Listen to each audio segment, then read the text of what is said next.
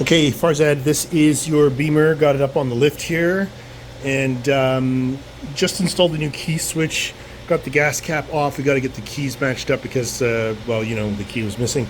I was going to go over the carb and just mention a few things that I had observed, but then I observed even more and thought maybe it's probably best I bring these things to your attention. Let me turn this fan off. It's very loud. Okay, so first things first. This is your fuel filter. As you can see, the arrow is pointing up.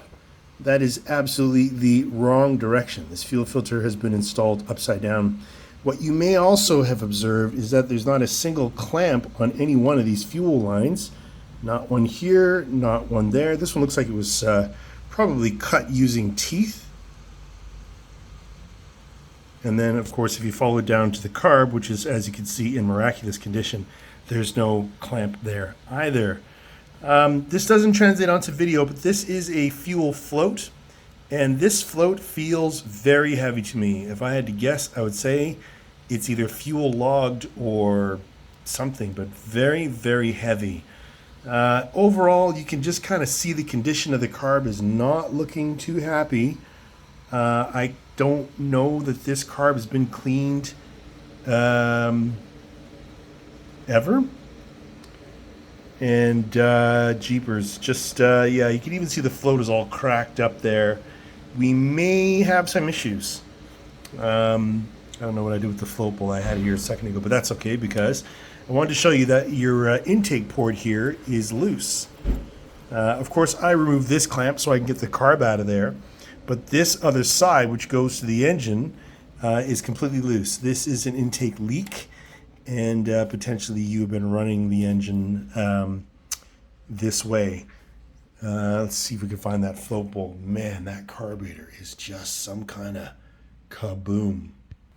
Okay, float bowl sitting on the desk. I took it off and placed it here. You can see that inside it's not looking very good. All this crusty stuff up by these old school cork gaskets, that's all water in your gas tank. Makes its way into the carbs because the carbs are the lowest part. Yeah, so it's a good thing that we're doing your carb clean because all of this is just a disaster. All right, man, more news soon. Okay, Farzad, fan is back on. Sorry, man, it's hot out here. Taking your carb apart here, and boy, oh boy. Here's the float. It doesn't feel as heavy as I thought it would have. And this is like a foam, so I don't think we have a real issue with this. I'm going to float it to see to it that it does still, but not as bad as I thought. These are the collection of the jets that I have removed from the carb thus far.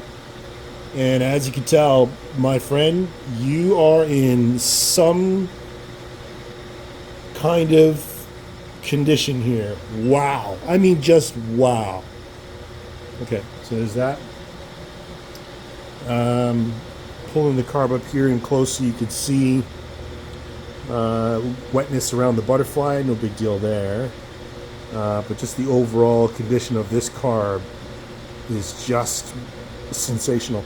So removing the slide on top here, this was actually in position nicely. But if you look inside, again, not looking too good in there. And then when we remove, oh wow, Farzad, what are we gonna do? Got some pretty heavy wear marks here on the slide. I don't know if you can focus. Focus. Yeah, there we go. So we got some heavy wear marks there from side to side, which is kind of odd, but we'll take a look at that and we'll get all this sorted out. Man.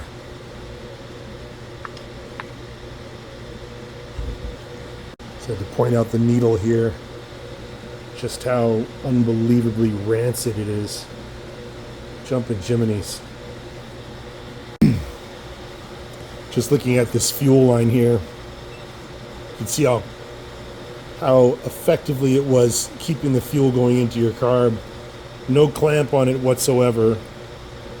Wow, it's just fantastic.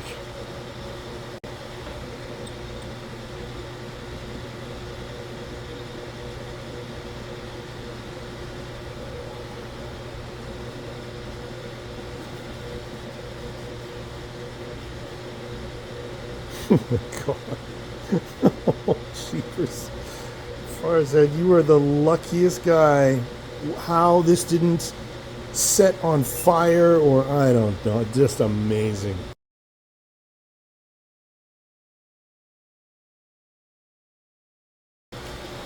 Man, oh man, these carbs are in some kind of condition, let me tell you.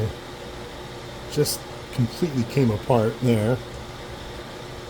Wow, I'll make you new ones, don't worry. But jumping Jiminy's, dude, you got issues. Probably gonna have to get an O-ring kit from Shales. Just because these teeny tiny little O-rings, if I try to reuse them and they start leaking, then you're going to be upset. And I'm pretty sure even trying to remove them, they're going to come apart. This one feels rock hard to me. Trying to get my fingernail on there and it won't come off. So probably going to have to replace all that stuff. Could be a little while before this bike's up and running. Wow. Off to the carb dip this stuff goes. And this. And this. Yikes!